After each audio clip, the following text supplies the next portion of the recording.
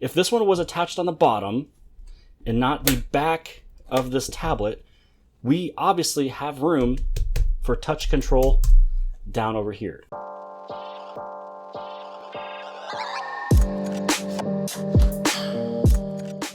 Welcome back to the channel. My name is Jimmy, and in today's video we will take a deeper dive into the Samsung Galaxy Tab S11 Ultra, and this is my review after using it for 2 or 3 weeks. A lot of the comparisons is versus the Galaxy Tab S8 Ultra, as I never owned the Tab S9 or Tab S10 series. Now, when we did the unboxing video, I showed off a couple little nuances with this tablet over here, which is the Galaxy Tab S11 Ultra. When it comes down over into your notifications, you're going to have the full entire box. This whole screen is either going to be blurred or it's going to show your notifications in the middle. Now, when it comes down to the Galaxy Tab S11 Ultra, which my guess is because of Samsung One UI 8, this one's going to be just a small little card. You have your full entire background in the background, which is, I think, awesome. I don't need it to be blurred like this. Maybe I'd rather see my display. Now, this is also similar when it comes down over into the settings. For the settings, it takes up the full entire screen where everything is blurred, and then you have your card in the middle. And then this one keeps everything clear and open over here, where you just have your tiny card sitting there. I do like this version a lot better. And again, I'm really hoping it's just because of Samsung One UI 8 when it comes down over into the tablets. Now, the other thing that I shared off was with the S Pen when we did the unboxing. So this S Pen, this is the older one. This one, yes, does have Bluetooth in it. So it has the Air Actions, features, which I never really technically used. I'm always close enough with my tablet where all of my controls, I can do it with my finger, super simple.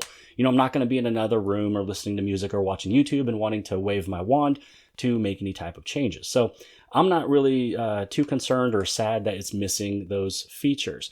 Now, this one is the newer one. This is a hexagonal one, so it's not going to be a round with one flat edge.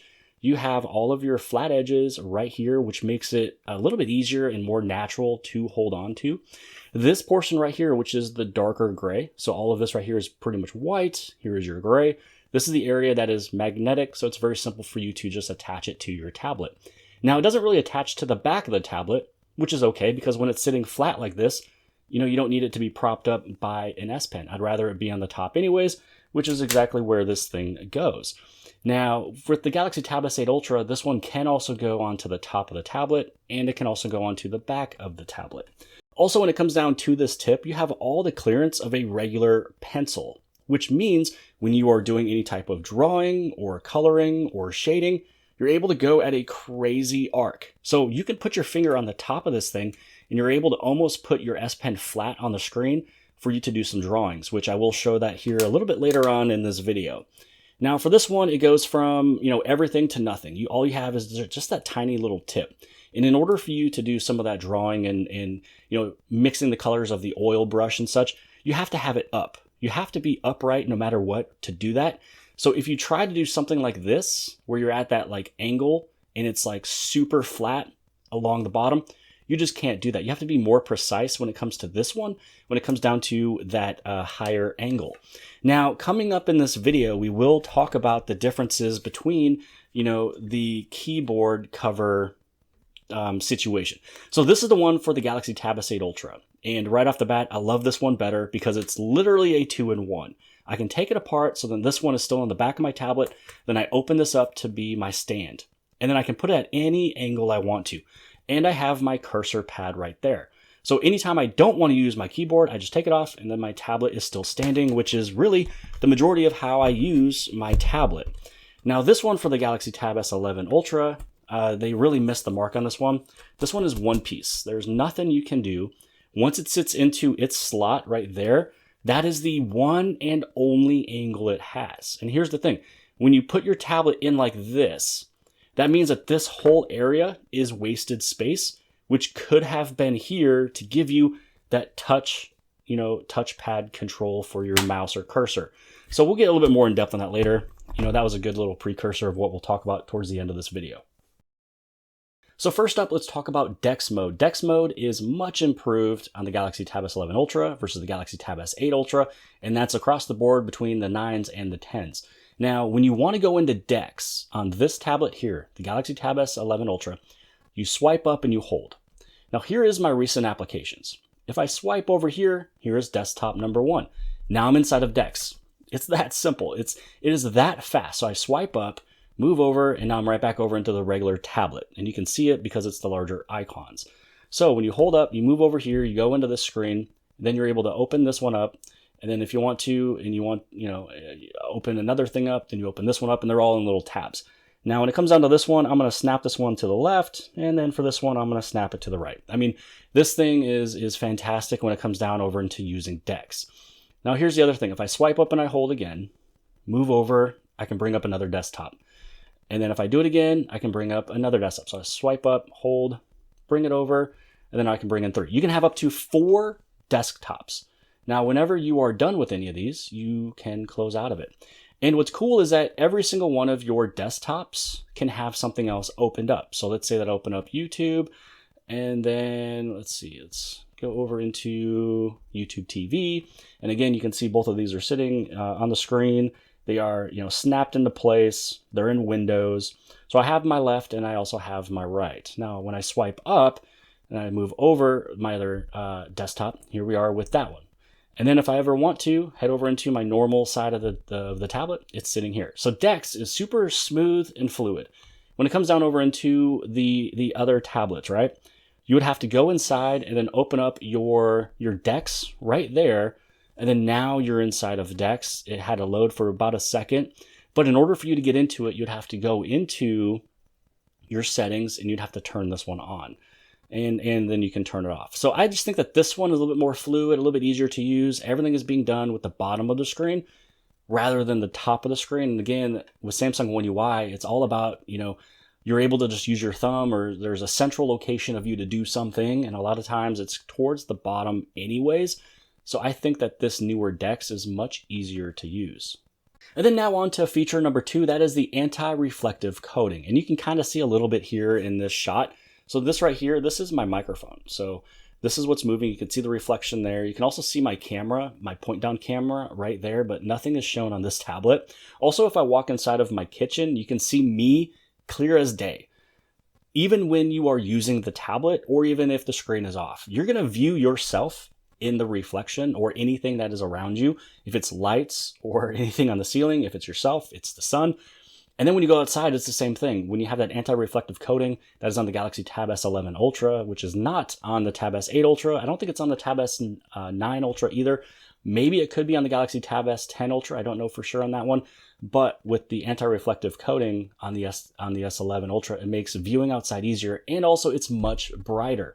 Now, the Tab S9 Ultra, the Tab S10 Ultra, and I think also the Tab S8 Ultra, the nits for peak brightness is 930 nits. The Galaxy Tab S11 Ultra is 1,600. This is a massive difference. 930 versus 1,600 makes a huge difference, especially if you're somebody who uses your tablet outside. Now, looking at the sides of the tablet where the volume rocker and the side key button is, you can see how they have flip-flopped. So in the Galaxy Tab S11 Ultra, the volume rocker is more on the left or on the top, and then your side key is on the bottom. When it comes down to these older tablets, your volume rocker is on the bottom, and then the side key is on the top. So it is opposite. Now, it does make it to where you have to get used to this being your side key, and then the volume is over on the left side, when you're viewing your tablet. So when I'm viewing this one, my side key is right there. I always know it was always on the left, when I'm looking at it.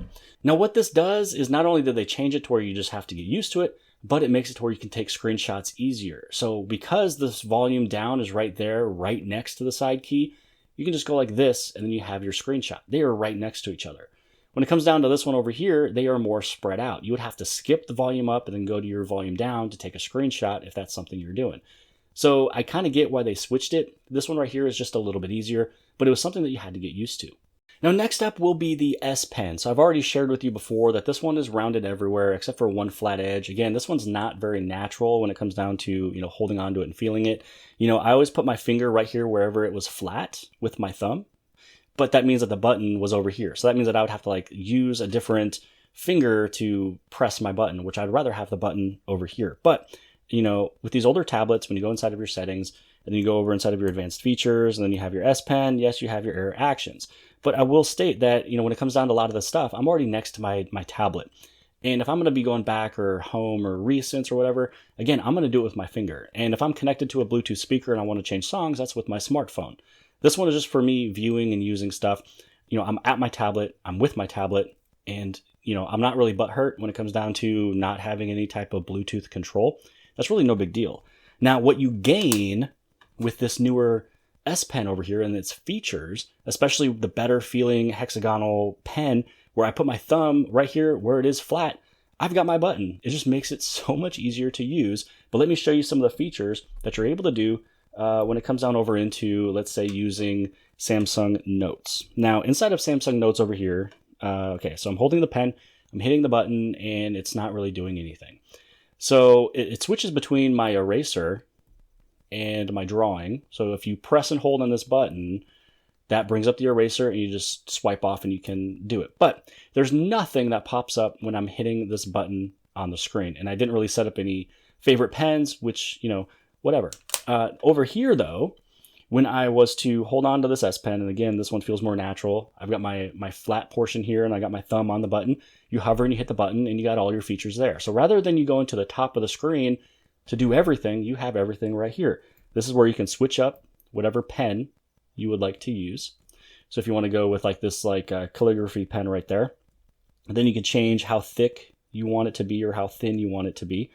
If I was to go right back on, right back inside, this is where you'd be able to add in favorite pens. So beforehand you saw I could bring in a favorite pen over here. Well, this one is sitting right here on the left-hand side, and when you tap it, I have two of them that are saved. So I can switch between the two here, and then I'm able to, draw up.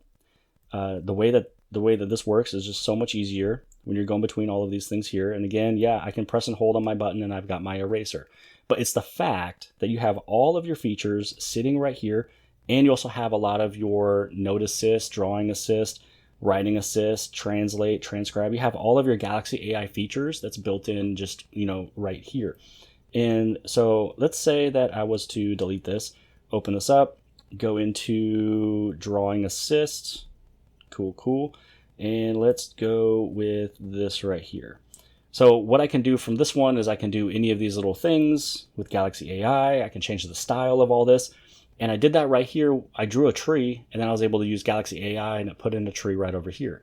Now, another thing that's pretty fun is going through some of these features that's on this tablet. Now, my Galaxy Tab S8 Ultra can do this as well, but you have a math solver feature, which again is fun. It's been there from before, but I kind of want to show it off just in case if you didn't know that you could do it. So this is where you can do, 1 + 1 = and it's going to come up with the answer. Or you can do, 4 × 4 =. Now, because this one is a literal tip, you have to hold on to it and you have to have an angle with it. Like you can't really do stuff like this, because then if you are, now you're just scraping your pen onto your screen, and then you start start seeing marks with it. And now taking the brand new S Pen, because it has that curvature right there of just like a normal pencil, that means that I can put my finger on the top and I can go through and I can shade and there is no issue. My pen is not scratching my screen. It is just my tip touching this device. So now that we're talking about stuff that is missing, and I know for some people, it might affect you, but for me, it does not affect me. As I mentioned from before, I don't care that my S Pen does not have Bluetooth on the inside. I would rather have all the features that a regular S Pen would have. I don't care about air actions. Now, here is something that is missing from the tablet of the Galaxy Tab S11 Ultra, which is vibration. There is not a vibration motor inside of this tablet. So when you take a look at it, you have two options: sound on, sound off, meaning silent. Nothing. A notification can come through and it's not going to vibrate. If I go over into the settings for sound, there would normally always be the option when it comes down over into vibration. Here we go. We have silent, sound, vibration. So if a notification comes through, I'm able to tell. I'm able to feel it. I can hear it. Again, you go inside of the settings, you have the option for vibration. So why we don't have any type of vibration motor whatsoever on the Galaxy Tab S11 Ultra, I have no idea. I mean, you can see over here, vibration intensity. You can see up here, vibrate in terms of the mode. There's just no vibration settings anywhere on this tablet. And then when it comes down to the battery size, the Galaxy Tab S11 Ultra is bigger than the Galaxy Tab S8 Ultra, the Tab S9, and the Tab S10 Ultra. Now, the Galaxy Tab S11 Ultra, this one's sitting at 11,600 milliamp hours, when all three of those other tablets I mentioned, the 8, the 9, and the 10, all of those sit at 11,200 milliamp hours, which means that the Galaxy Tab S11 Ultra versus all three of these models over here, this one is 400 milliamp hours more. And now taking a look at the camera of the Galaxy Tab S11 Ultra, when it comes down to the front facing. Now, the Tab S8 Ultra had 2 camera sensors. This one only has 1. This gives you the ability to do only one zoom in and zoom out. That's basically if it's yourself or multiple people. Now, when it comes down to the video, you cannot zoom in or zoom out on this one. But what you are able to do is with this option over here, you can turn on the auto framing, and this does a very good job, which you can see here in this video. I am moving forward, I'm moving backwards, I'm moving left, I'm moving right, all that. And so when it comes down over into the auto framing, it does a better job than the Galaxy Tab S10 Ultra from what I saw from another review. It's a little similar to the Galaxy Tab S9 Ultra, but this one is the most smoothest out of all of these latest tablets, at least spanning for the last few years. So here's a test of the Ultra HD 30 frames per second. So this is the front-facing camera and as well as the recording mic. And this is the rear cameras. This is Ultra HD 30 frames per second, just showing off a few things in the YouTube studio. And now moving on to the accessories of the keyboard cover. So when you go here, this is for the Galaxy Tab S11 Ultra. It's just one piece. You cannot take this thing apart like you were able to do with the Galaxy Tab S8 Ultra, and this one was perfect. This would go on the back of my tablet, and then I'd be able to open this up, and then I have my kickstand. And then this is going to give me any and all angles I would want on my tablet. This was perfect. Majority, about 95% of the time that I am using my tablet, it's because I am only using the back piece with the kickstand. Anytime I wanted a keyboard, I would then attach it to my Tab S8 Ultra, and you can see it's attaching on the bottom. So with it attaching here, that means that this is able to go at any angle it wants to, and it's not wasting any space by moving into a slot. So I like that the prongs, the accessory prongs for the Galaxy Tab S8 Ultra was on the bottom and not the back, which again gives you the full keyboard and then also your cursor area there. Now, when you take a look at this one, you do not have any cursor area here, any touches, because you would have to put your tablet right here, meaning that this full space, like this whole area right here, that this has to go into this slot. This whole space is wasted, where it could have moved over here to include the touch control. So now putting this one on, you can see it's sitting there. Here's my kickstand. I can have this at any angle I would like. It is not affecting me at all when I'm sitting on the couch. If I'm eating food, I don't have to have a keyboard that is separating, my food to the tablet. And then I snap this one on, and then now we have the full entire keyboard with touch control. So here is the difference of these. So if I was to move this down, this is the size. So this one is a little compact, yes, but if this one was attached on the bottom, it's the exact same size. If this one was attached on the bottom and not the back of this tablet, we obviously have room for touch control down over here. So this is really my only gripe when it comes down to what I have here set up for the Galaxy Tab S11 Ultra is this stand right here where I have to have it sit into place in order for me to use it as a kickstand, which means I have to have my keyboard. I can take this one off, and then now I am using this the way that I normally use this, 95% of the time, which is just a tablet and the kickstand. I don't have to have my keyboard all the time. But if I'm gonna have a keyboard, I'd rather it be 2 pieces so I can snap it into place, change any angle I want to. This one you can't change, you're locked into place.